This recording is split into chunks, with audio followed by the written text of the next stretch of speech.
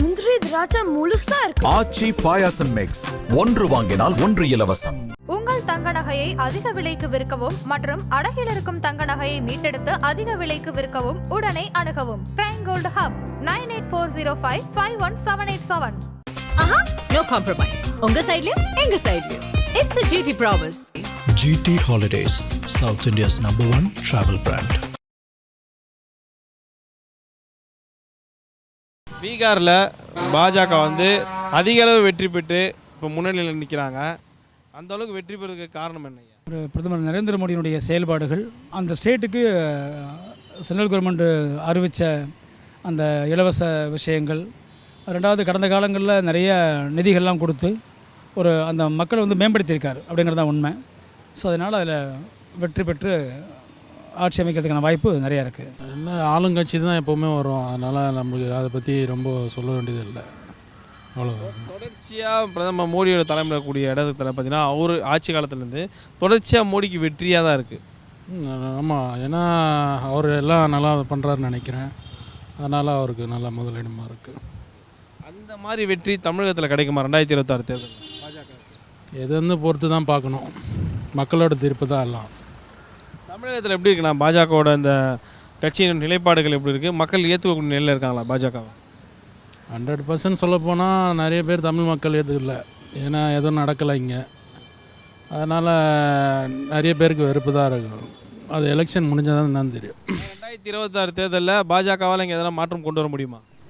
வாய்ப்பே இல்லை, அவங்களால எதுவும் பண்ண மாட்டாங்கன்னு 100% இருக்கும். பீகாரில் 243 பார்த்தீங்கன்னா 189-90 சீட்டு இருந்தாலும் நீங்கள் ரொம்ப நாளாக இங்கே சொல்கிற அந்த சிறுபான்மையான எதிரான வாக்கு, பட்டியல் சமூகத்துக்கு எதிரான வாக்கு எல்லாமே இப்போ ரிசல்ட்டில் காட்டிச்சு.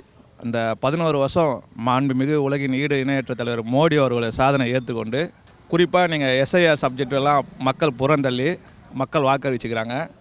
அதனால் இனிமேல் ஜனங்களை ஏமாற்ற முடியாது. விரைவில் இது தமிழ்நாட்டு மக்களும் புரிஞ்சுன்னு வருகின்ற சட்டமன்ற தேர்தலில் நீங்கள் யாரை சொல்லி எப்போ பார்த்தாலும் குற்றச்சாட்டு சொல்கிறீங்களோ அதே சிறுபான்மை மக்களும் பட்டியலின மக்களும் பிஜேபி அதிமுக கூட்டணிக்கு வாக்களித்து வெற்றி பெறுவாங்க. பீகார் எலெக்ஷன் நடந்துட்டுருக்கா, அந்த எலெக்ஷன் ரிசல்ட் இன்றைக்கி வெளியாகிருக்கு. எலெக்ஷன் ரிசல்ட் பார்த்தீங்கன்னா கிட்டத்தட்ட 200 தொகுதிக்கு மேலே வந்து பிஜேபி வந்து வெற்றி பெற்றிருக்காங்க. அதை எப்படி பார்க்குறீங்க? முந்தைய கருத்து கணிப்பு பின்னாடி போட்டாங்க, இன்றைக்கி பார்த்தா அவங்க ரீடிங் போய்ங்கிறாங்க. நம்ம அது என்னன்னு சொல்ல முடியாது. இப்போ வாக்குரிமை சட்டம் அதெல்லாம் பண்ணாங்க, அது எது பண்ணியும் என்ன ஜனநாயக முறை என்ன நடந்துன்னு தெரியாது நம்மளுக்கு. ஏன்னா நிறைய கிட்டத்தட்ட ஒரு 8 ஏஜென்சி கருத்து கணிப்பு போட்டாங்க. பின்னாடி தான் இருக்கும், கொஞ்சம் தான் வருவாங்க, 130 200க்கு மேலே போயிட்டாங்க. அவங்க லீடிங் போயிட்டாங்க, அது நம்ம எதுவுமே சொல்ல முடியாதுப்பா. இது பாரத பிரதமருடைய திட்டங்களுக்கு கிடைத்த வெற்றி தான் நான் பார்க்க முடியும். ஏன்னா அவர் நாங்கள் ஆட்சிக்கு வந்ததுக்கப்புறம் பிரதமருடைய திட்டங்கள், ஒவ்வொரு திட்டங்களும் ஒரு கடைக்கோடி மனிதனுக்கும் போய் சேருது.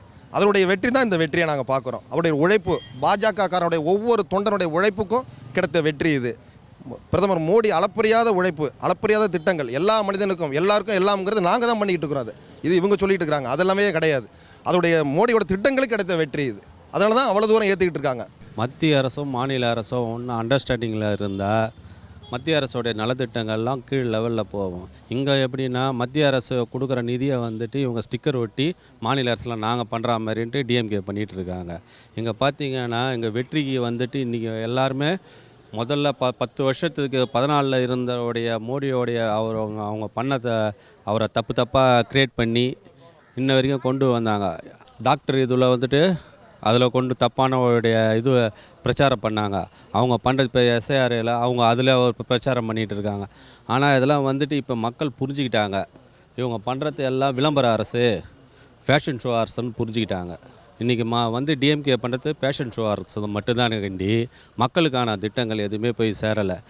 பேருக்கு ஒரு பஸ்ஸு விட்றன்னு பேரில் அதில் பார்த்தா அந்த பஸ்ஸே சரியாக வரதில்லை. இன்றைக்கி மக்கள் எல்லாமே வந்துட்டு துன்பத்தில் தான் இருக்கிறாங்க. பீகார் சட்டமன்ற தேர்தல் என்பது அனைவரும் எதிர்பார்த்த ஒரு வெற்றி. குறிப்பாக பிரதமர் நரேந்திர மோடி அவர்களுடைய மக்கள் நல திட்டங்கள், குறிப்பாக பீகார் மிகவும் பிற்படுத்தப்பட்ட மாநிலமாக இருந்தபோது தேசிய ஜனநாயக கூட்டணியிலே மரியாதைக்குரிய நிதிஷ்குமார் அவர்கள் வலம் வந்த அந்த கால சூழ்நிலையில் தான் நிறைய தொழில்துறை முன்னேற்றலாம் அவருடைய பீரியடில் தான் நடந்திருக்கிறது. ஆகவே நரேந்திர மோடி அவருடைய வெற்றி மீண்டும் மீண்டும் தொடரும். தொடர்ச்சியாகவே பிரதமர் நரேந்திர மோடி தலைமையிலான கூடிய பாஜக தொடர் வெற்றிகளை காண வருது. வருங்காலத்தில் தமிழகத்தில் எப்படி இருக்கும்? கண்டிப்பாக அவர் வந்து அந்த கிறிஸ்துவம் முஸ்லீம்ங்கிற பேதம்லாம் இல்லாமல் முஸ்லீம் பெண்களுக்கும் சரி கிறிஸ்துவ பெண்களுக்கும் சரி ஸோ அவர் சரியான முறையில் அவர் கைட் பண்ணுறாரு, நல்லது செய்கிறாருங்கிறதுனால ஒரு பொதுவான மனிதர் இந்து முஸ்லீம் கிறிஸ்டின்கிற பாகுபாடு இல்லாமல் பொதுவான மனிதராக தென்படுறதுனால அவருடைய வெற்றி காலத்துக்கும் நிலச்சி நிற்கும். தொடர்ச்சியாக பிரதமர் மோடி வெற்றி பெற்று வருவதற்கான காரணம் என்ன? தெளிவான அரசியலுங்க. அவர் மேலே எந்த குற்றச்சாட்டும் இல்லை, சொத்து குவிப்பு வழக்கு இல்லை, மோசடி வழக்கு இல்லை, குடும்ப வாரிசு அரசியல் கிடையாது. இதுக்கு மேலே என்னங்க வேணும்? ஜனங்க எல்லாருமே சேனல் பார்க்குறாங்க, யூடியூப், எல்லாருக்கிட்டையும் ஸ்மார்ட் ஃபோன் இருக்குது. அவரோட ஸ்கீம் எல்லாமே மக்கள் நேரடியாக நலத்திட்டத்தெல்லாம் தெரிஞ்சுக்கிறாங்க. வேறு எந்த இதுக்கு முன்னாடி வேறு யாராச்சும் ஒருத்தரை சொல்லுங்கள் பார்க்கலாம், சொல்ல முடியாதுங்க. அதுக்கப்புறம் என்னங்க பொருளாதார முன்னேற்றம் சார். பின்தங்கிய வகுப்பினர், பொருளாதாரத்தில் பின்தங்கிய வகுப்பினர், ஜாதி மத பேதமற்று இயங்கக்கூடிய ஒரு இயக்கம் தான் பாரதிய ஜனதா கட்சி என்பதற்கு எடுத்துக்காட்டு நம்முடைய மரியாதைக்குரிய மாநில தலைவர் நயினார் நாகேந்திரன் அவர்களை எடுத்துக்காட்டாக சொல்லலாம். ஏன்னா அவர் தனிப்பட்ட செல்வாக்கிலே அவருக்கு வெற்றி அடையக்கூடிய வாய்ப்பு இருந்தாலும் கூட பாரதிய ஜனதா கட்சி என்கிற ஒரு மிகப்பெரிய தேசிய இயக்கத்துடைய தலைவராக பொறுப்பேற்று இருக்கக்கூடிய நயினார் நாகேந்திரன் போன்றவர்கள்லாம் இந்த இயக்கத்தில் சேர்வதற்கான காரணம் என்பதை நீங்கள் சற்று புரிந்து கொள்ள வேண்டும். பீகாரில் இந்த அளவுக்கு வெற்றி பெற என்ன காரணம்? மக்கள்கிட்ட போயிட்டு திட்டங்கள் நல்லா போய் சேருது. இன்றைக்கி மாநில அரசாங்கம் மத்திய அரசு உடனே பண்ணால் மாநில அரசுகிட்ட உடனே போய் சேருது.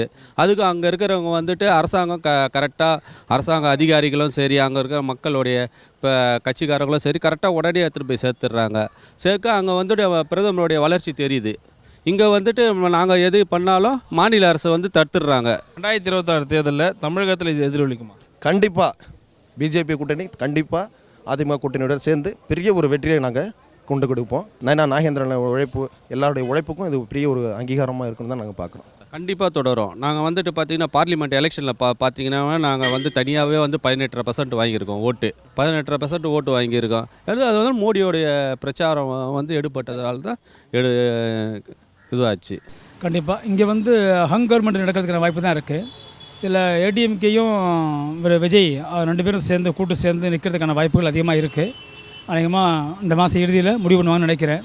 ஸோ அதனால் கூட்டணி ஆட்சி தான் வரும் இதில். ஆமாம் ஆமாம். அதில் பாஜகவோட முன்னெடுப்பாடு இருக்குமா?